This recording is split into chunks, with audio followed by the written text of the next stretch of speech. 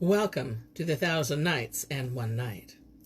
Now, when it was the 382nd night, she said, "It hath reached me, O auspicious king, that when Abu Nawas beguiled the youth with his verse, they consented to his wishes, saying, 'We hear and obey,' and accompanied him to his lodgings, where they found all ready he had set forth in his couplets. They sat down and ate and drank and made merry a while, after which they appealed to Abu Nawas to decide which of them was the handsomest of face and shapeliest of form. So he pointed to one of them, having kissed him twice over, recited the following verses. "I'll ransom that beauty spot with my soul, where is a money dole.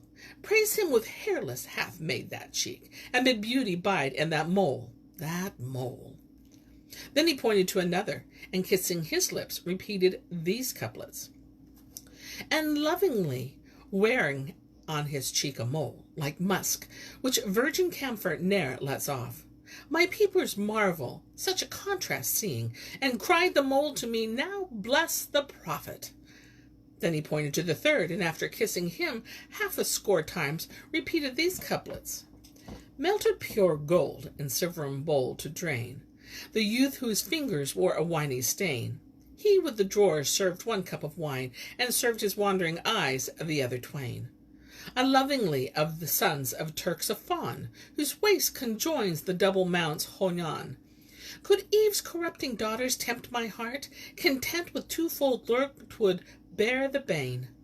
Unto dire bake made land, this one lures, that lures to 2 mossed cities of the plain." Now each of the youths had drunk 2 cups, and when it came to the turn of Abu Nawas, he took the goblet and repeated these couplets. "Drink not strong wine save at the slender darling's hand. Each like to the other, all gives the spirit grace. For wine can never gladden topper's heart and soul, unless the cup-boy show a bright and sparkling face." Then he drank off his cup, and the bowl went round, and when it came to Abu Nawas again, joyance got the mastery of him, and he repeated these couplets. "For cup friends, cup succeeding cup assign, brimming with grape juice brought in endless line. By hand of brown-lipped beauty who is sweet at wake as apple or musk finest fine. Drink not the wine except from hand of fawn, whose cheek to kiss is sweeter than the wine." Presently the drink got into his noodle. Drunkenness mastered him, and he knew not hand from head, so he lolled from side to side in joy, and inclined to the youths, one and all, anon kissing them, anon embracing them leg overlying leg, and he showed no sense of sin or shame, but recited these couplets. "None wotteth best joyance but generous youth, when the pretty ones dine with him company keep. This sings to him that what he wants, a pick-me-up lying there all of a heap. And when of the loveling he needeth a kiss, he takes from his lips or a drop on a nip. Heaven bless them! How sweetly my day with them sped! A wonderful harvest of pleasure I reap. Let us drink our good liquor, both watered and pure, and agree to swive all who dare slumber and sleep." While they were in this debauched state, behold, there came a knocking at the door. So they bade him who knocked enter, and behold, it was the commander of the faithful, Harun Al-Rashid. Now when they saw him, they all rose and kissed ground before him, and Abu Nawas threw off the fumes of the wine for awe of the Caliph, who said to him, "Hola, Abu Nawas!" He replied, "Add some at thy service, O commander of the faithful, whom Allah preserve." The Caliph asked, "What state is this?" And the poet answered, "O prince of true believers, my state indubitably dispenseth with questions." Quoth the Caliph, "O Abu Nawas, I have sought direction of Allah Almighty, and hath appointed thee Qazi of pimps and panders." Asked he, "Dost thou indeed invest me with that high office, O commander of the faithful?" And the Caliph answered, "I do." Whereupon Abu Nawas rejoined, "O commander of the faithful, hast thou any suit to prefer to me?" Hereat the Caliph was wroth, and presently turned away and left him, full of rage, and passed the night sore and angered against Abu Nawas, who amid the party he had invited spent the merriest of nights and the jolliest and joyous. And when daybreak dawned, and the star of morn appeared and sheen and shone, he broke up the sitting, and dismissing the youths, donned his court dress, and leaving his house, set out for the palace of the Caliph. Now it was the custom of the commander of the faithful, when the divan broke up, to withdraw to his sitting saloon, and summon thither his poets and cup companions, and musicians, each having his own place, which he might not overpass. So it happened that day he retired to saloon, and the friends and familiars came and seated themselves each in his rank. Presently he walked Abu Nuwas, and was about to take his usual seat, when the Caliph cried to Masrur the sorter, and bade him strip the poet of his clothes, and bind an ass's pack saddle on his back, and a halter about his head, and a crupper under his rump, and led him round to all the lodgings of the slave girls. And Shahrazad perceived the dawn of the day, and ceased to say her permitted say. Now, when it was the 383rd night, she said, It hath reached me, O auspicious king, that the Caliph commanded Masrur the sorter to strip Abu Nuwas of his court suit, and bind an ass's pack saddle on his back, and a halter about his head, and a crupper under his rump, and lead him round to the lodgings of all the slave girls, and the chambers of the harem, that the women might mock him, then cut off his head and bring it to him. Hearkening and obedience, replied Masrur, and doing with Abu Nuwas as the Caliph had bidden him, led him round to all the chambers whose numbers equalled the days of the year. But Abu Nuwas was a funny fellow, so he made all the girls laugh with his buffooneries, and each gave him something whereby he returned, not save with a pocket full of money. And while this was going on, behold, Ja'far the Barmecide, who had been absent on an important business for the commander of the faithful, entered, and recognizing the poet, albeit in his plight, said to him, Hola, Abu Nuwas. He said, Here at thy service, O our lord. Ja'far asked, What offense hast thou committed to bring this punishment on thee? Thereupon he answered, None whatsoever, except that I made our lord the Caliph a present of the best of my poetry, and he presented me in return with the best of his raiment. When the Prince of True Believers heard this, he laughed from a pure heart of wrath, and pardoned Abu Nuwas, and also gave him a myriad of money. And they also recount the tale of Abdallah bin Ma'amar, when the man of Basra and his slave girl. A certain man of Basra once bought a slave girl, and reared and educated her right well. Moreover, he loved her very dearly, and spent all his substance in pleasuring and merrymaking with her, till he had not left, and extreme poverty was sore upon him. So he said to him, O my master, sell me, for thou needest my price, and it maketh my heart ache to see thy sorrow, and want full plight. If thou vent me, and make use of my value, 'twill be better for thee than keeping me by thee, and haply Almighty Allah will ample thee and amend thy fortune. He agreed to this for the straightness of his case, and carried her to the bazaar, where the broker offered her for sale to the governor of Basra, by name of Abdullah bin Ma'amar al-Taimi, and she pleased him.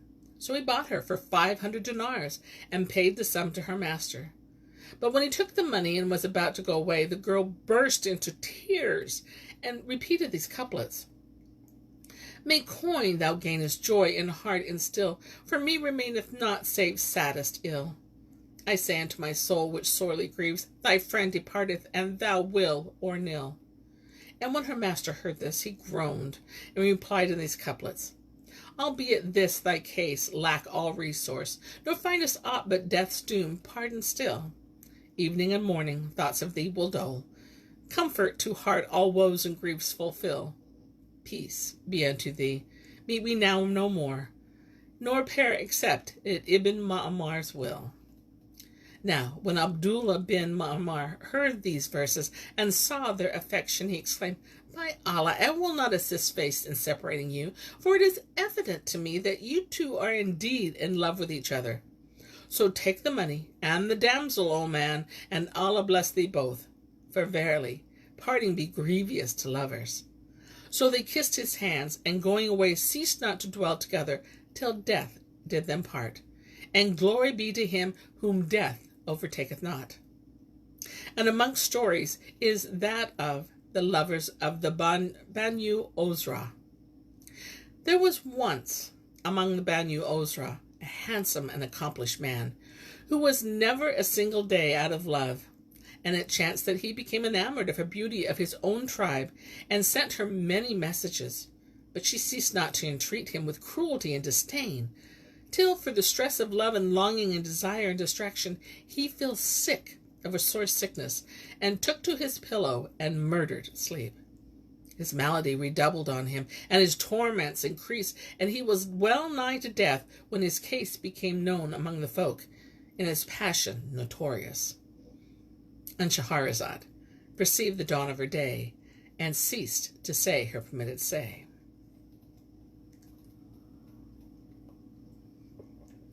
Now, when it was the 384th night, she said, It hath reached me, O auspicious king, that the man took to his pillow and murdered sleep. So his case became known among the folk, and his passion notorious, and his infirmity grew upon him, and his pains redoubled, till he was well nigh dead. His family and hers were urgent with her visit to him, but she refused, till he was at the point of death. When being told of this, she relented towards him, and vouchsafed him a visit. As soon as he saw her, his eyes ran over with tears, and he repeated from a broken heart, And by thy life pass thee my funeral train, a bier, a bourne upon the necks of four. Wilt thou not follow it, and greet the grave? Where shall my corpse be graved for evermore?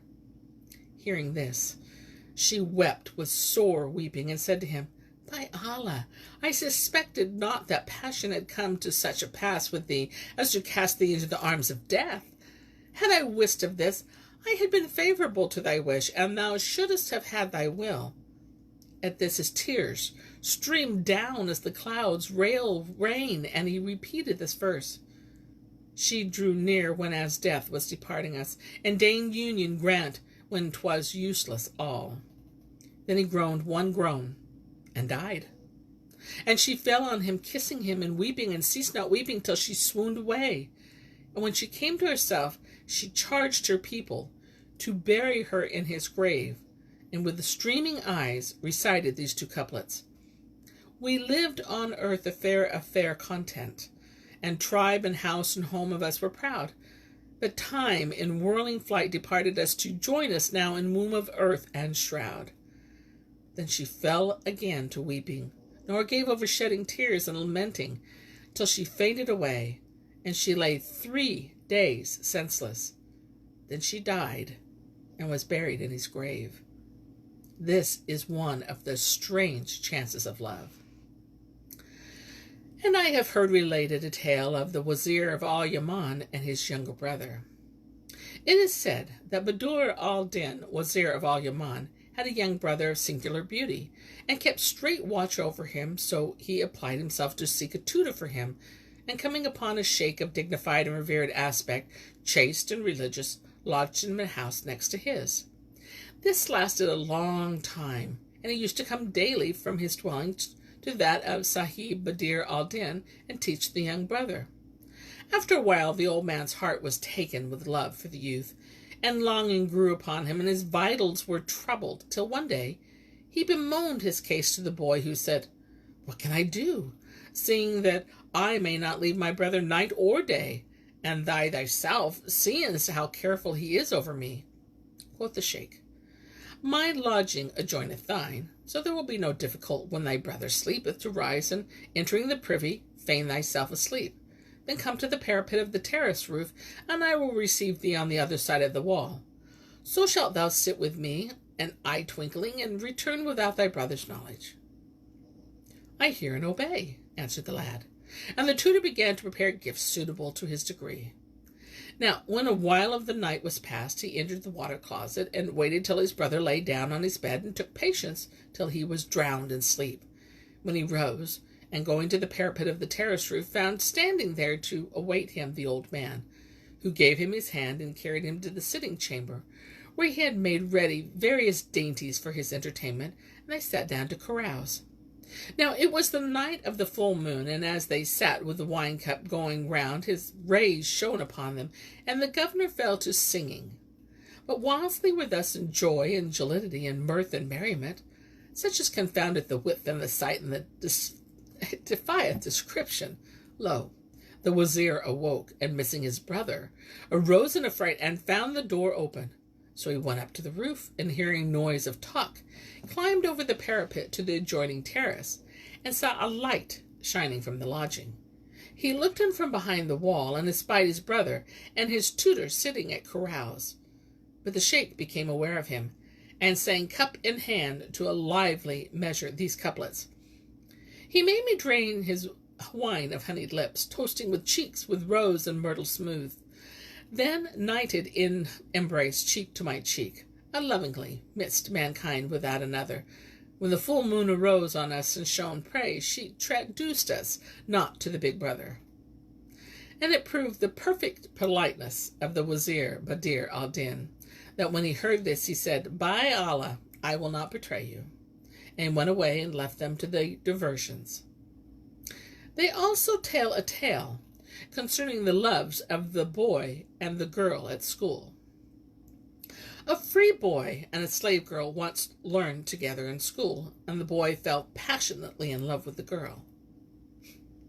And Shahrazad perceived the dawn of the day, and ceased saying her permitted say.